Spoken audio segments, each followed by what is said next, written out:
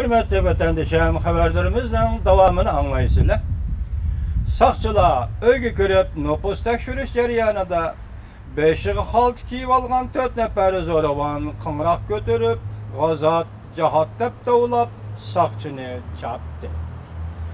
Ondan keyin sakçılar keskin hareket kılınıp bu öynen işkine takap şu vaqtda şehirlik sakçı idaresi doklat kıldı.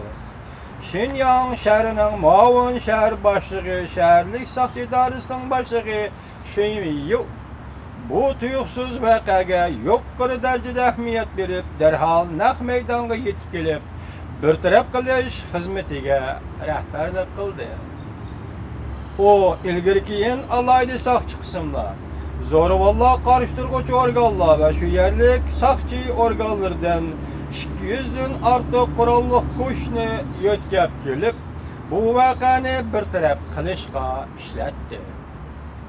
Şinyan şehirlik sakçı idaresi ot öçürüş kranını yetkazib kelib, naq meydanga yetib keldi ve bu binanın qarşı tarafga kran süpüsini tiklab, bu binada o'ltirishdiq ve atrofdagi ommani tarqoqlashtirib, tuyuqsiz zarbi bilan qo'rshash chembiriga hosil qildi.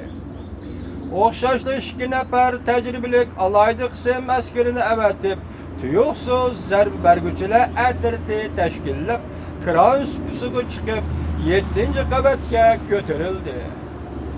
Yan tarafdagi uyning yan tarafdagi darisi orqali uy ichiga kirdi.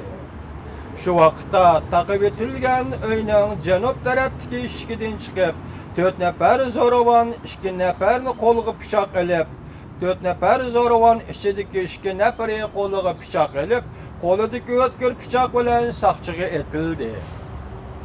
Deyildi. Yana davomini tuvanda anglaysizlar vatandoshim, quloq solinglar bu xabarlarga.